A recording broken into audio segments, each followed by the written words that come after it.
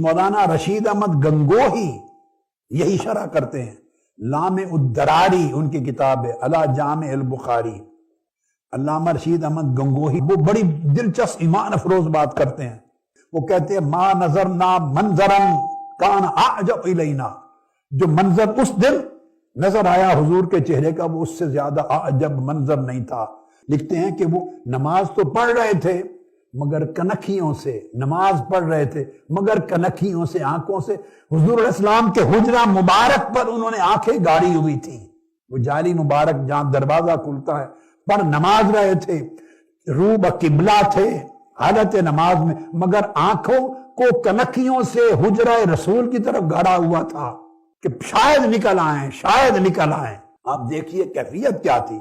اور وہ تو پھر جب انہوں نے احساس کیا کہ پردہ اٹھ رہا ہے، مولانا رشید احمد گنگوہی صاحب لکھتے ہیں کہ جو ہی پردہ اٹھا تو اپنے چہروں کو پلٹ دیا، انہوں نے حجرہ مصطفیٰ کی طرف تکنے لگ گئے چہرہ مصطفیٰ کو۔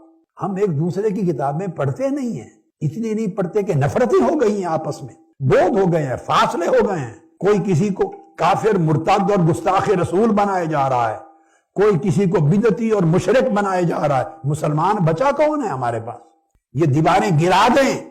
آج آپ اس درس بخاری کے بعد دیواریں گرانے کو تیار ہیں؟ ہاتھ کھڑا کر کے بتائیں مجھے۔ یہ تکفیریت کی دیواریں گرا دیں، میں گرانا چاہتا ہوں۔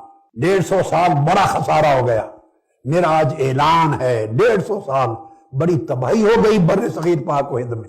یہ تکفیریت اور تبعیدیت، ایک دوسرے کو بدعتی بنا کے جہنم دھکیلنا اور ایک دوسرے کو کافر و مشرک بنانا اور ایک دوسرے کو گستاخ رسول بنا کر جہنمی بنانا، ان دیواروں کو گرا دینے کا اعلان کر رہا ہوں۔ آپ میرے ساتھ متفق ہیں؟